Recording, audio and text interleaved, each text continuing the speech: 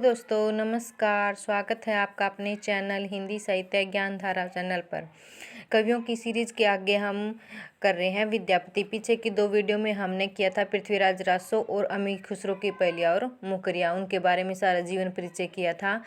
आगे हमारे नेट के सिलेबस के अंदर विद्यापति कवि हैं, आदिकालीन कवि हैं और इनकी भी हमारे पदावली है, वो पदावली के कुछ एक पद हैं वो हमारे नेट के सिलेबस में लगे हुए हैं।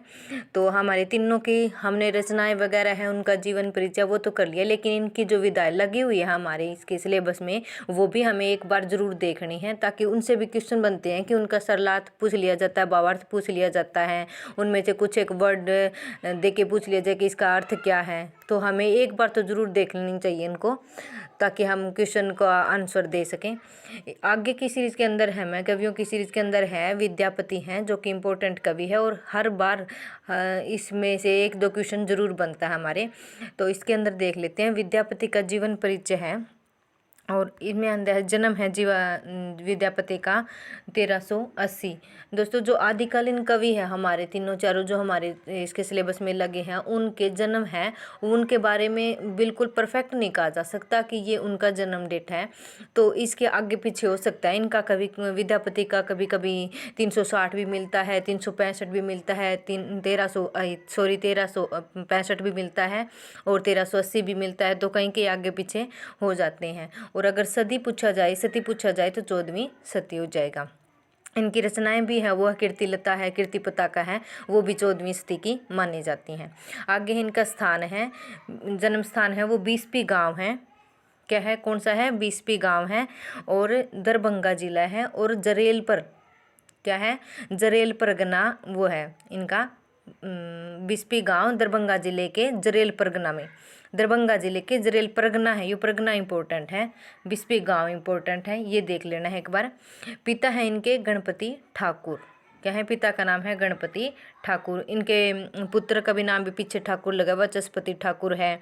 इस तरह इसके 2-3 बेटे थे, इनका नाम भी।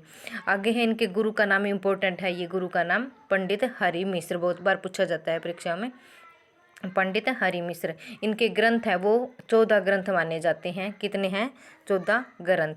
कि इनकी रचनाओं में इम्पोर्टेंट रचना है जो है वो कीर्ति पताका, कीर्तिलता और पदावली। ये तीनों रचनाएं परीक्षा में बहुत बार पूछी जाती है, या तो इनकी भाषा पूछ ली जाती है, आगे भाषा भी बताई है हमने।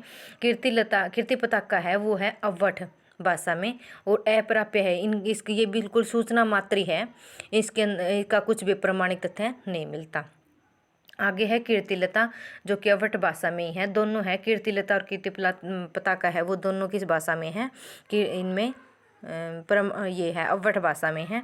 और आगे है ये क्या है, कीर्तिलता क्या है, प्रमाणिक रचना है इसके अंदर। ये सिर्फ कीर्तिलता ही क्या है, प्रमाणिक है, वो अप्राप्य है। पदावली है आगे बहुत इंपॉर्टेंट है, ये भी इसके कुछ एक पद हमारे क्या है लगे हैं नेट के सिलेबस के अंदर। और ये कौन सी भाषा में है, मैथिली में। इसकी हम एक ट्रिक बनाती हूँ, इसके पीछे भी पदावली के पीछे भी वली लगा है और मैथिली के पीछे भी अली लगा है, मैथिली। तो ये भी हम ध्यान रख सकते हैं, कई बार ध्यान नहीं रहता, तीनों रचनाएं अगर इकट्ठी दे दी थे। वैसे ही इंपॉर्टेंट रचनाएं बहुत बार रिपीट होती है तो हमें याद ही होती है। पदावली है कौन सी भाषा में है, मैथिली में है। इसी के कारण विद्यापति है वो मैथिल कोकिल कहलाए थे। क्या कहलाए थे, इसी के कारण ही विद्यापति है वो मैथिल कोकिल कहलाए थे। इनके आगे भी उपनाम है, इम्पोर्टेंट नाम तो ये आगे दे दिया है इसके अंदर मैथिल कोकिल, लेकिन और भी नाम पूछे जाते हैं इनके, कि और भी उपनाम दे के पूछ लिए जाते हैं कि ये उपनाम किसका है। तो इसके अंदर उपनाम के नंबर है, आगे है अभिनव जयदेव, मैथिल कोकिल और कवि शेखर।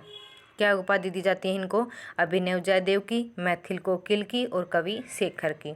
आगे है इसके अंदर विद्यापति की पदावली और पदावली को जीव और परमात्मा के संबंध का रूप, ये पीछे का क्वेश्चन है आया हुआ है, इम्पोर्टेंट है। विद्यापति की पदावली को जीव और परमात्मा के संबंध का रूपक मानना है। किसी ने पदावली के अंदर क्या मानना है, इन्होंने जीव और परमात्मा का संबंध मानना है। पदावली के पदों को क्या मानना है, जीव और परमात्मा के संबंध का रूपक मानना है। किसी ने माना, ये दोनों ऑप्शन एक बार तो रामवृक्ष बेनीपुरी लिया है और कई बार ये भी देखने को मिलता है आनंद कुमार स्वामी। दोनों ही अलग अलग बुकों में दोनों अलग अलग माने जाते हैं।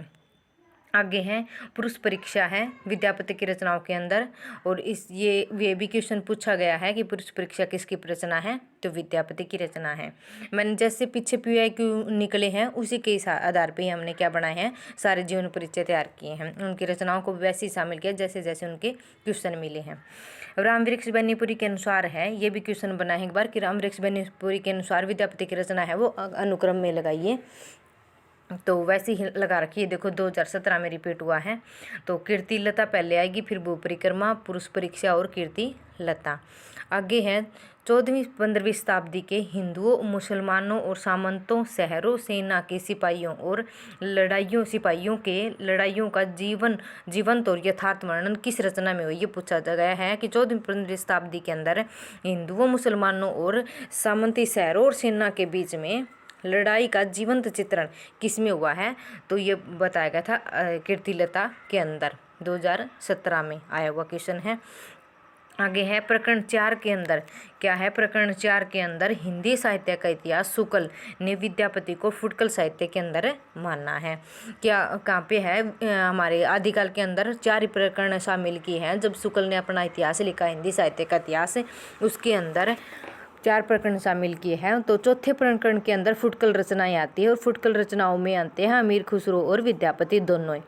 तो इसके अंदर हमें विद्यापति को काउंट किया है शुक्ल जी ने। पूछ लिया जाता है क्योंकि पीछे अभी जो 2022 के अंदर पेपर हुआ है उसके अंदर इसके प्रकरण को अनुक्रम में लगाना पूछा गया था।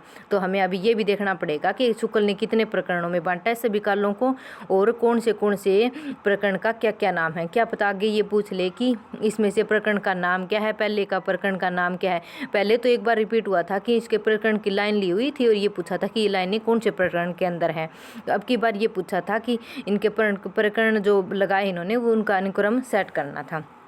आगे है क्वेश्चन, कीर्तिलता है वो विद्यापति ने कीर्तिलता को शम क्या कहा था, कहानी कहा था। आगे इनके बारे में एक लाइन भी है, इनकी बोली हुई कहानी की दी हुई है उसमें अंदर।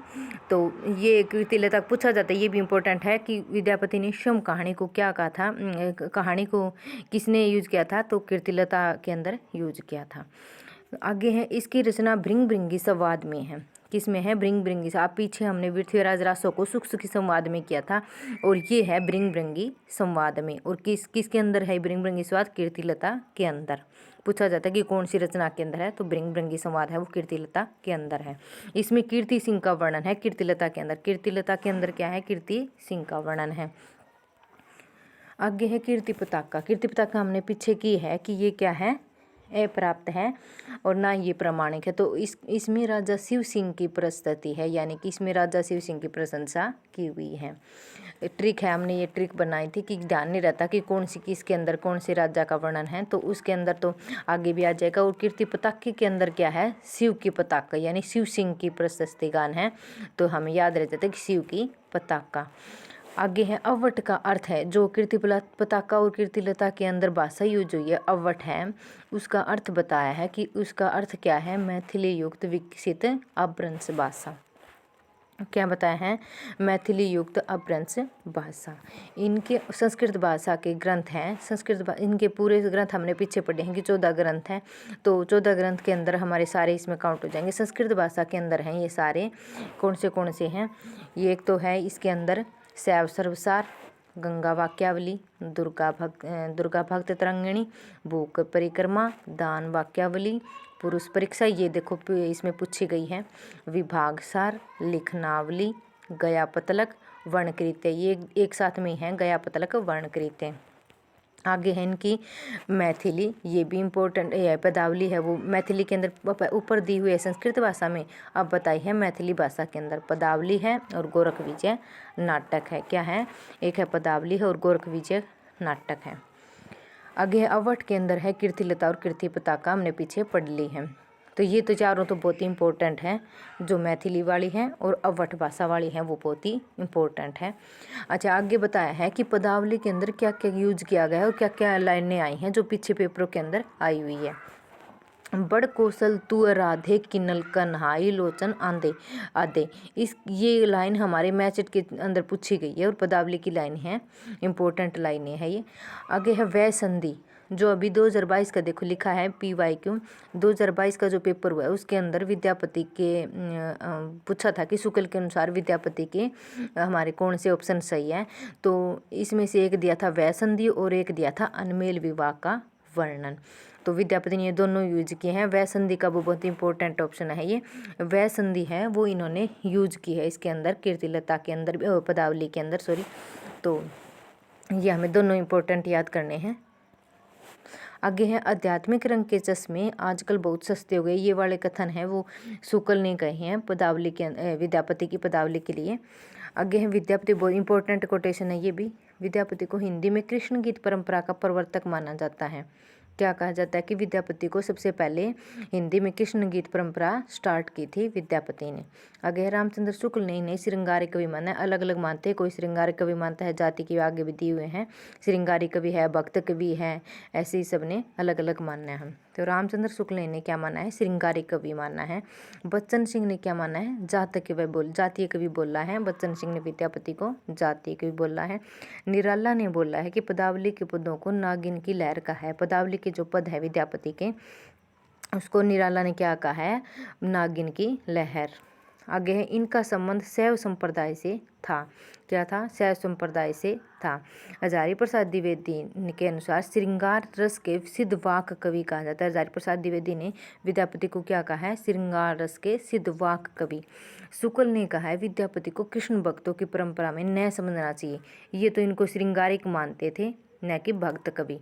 तो इनका ध्यान रखना है कि पूछ लिया जाता है कि शुक्ल के जो कोटेशन है वो तो बहुत इंपॉर्टेंट है, कहीं से भी क्या घुमा फिरा कर पूछ लेते हैं इनका, तो इनका ध्यान रखना है। इसका पूछा जाता है कि यह क्या मानते हैं कि इनको श्रृंगारी कवि मानते हैं न कि भक्त कवि।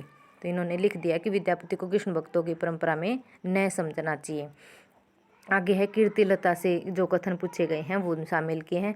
पहला है देसील बोना सब जग मिठाई, तो बहुत बार रिपीट हो चुका है। पुरुष कहानी है कहो जसु पत्थावे पुन्नु, ये इंपॉर्टेंट है, कीर्तिलता से है। देखो कहानी, पुरुष कहानी, कहानी कह दिया नहीं यहाँ पे कीर्तिलता से। और पीछे ये आया था कि किसने कहा है कि स्वयं कहानी कहा है किसने अपनी रचना को, तो कीर्तिलता को हो जाएगा। और किसने कहा, खुद ने, विद्यापति ने। आगे है बालचंद विद्या बहु भाषा दुह नहीं लगऊ दुजन हासा, ये भी इम्पोर्टेंट कोटेशन है। तो ये सारे विद्यापति के जितने भी कथन थे, रचनाएं थी, जन्म स्थान था, सारा जीवन परिचय है, इम्पोर्टेंट है। पीछे पेपर में जो भी हमें आए हुए इम्पोर्टेंट लगते हैं वो हमने शामिल किए हैं। दोस्तों अगर आपको वीडियो पसंद आ रही हो तो वीडियो को लाइक ज़रूर करें और चैनल को सब्सक्राइब करें। थैंक यू दोस्तों।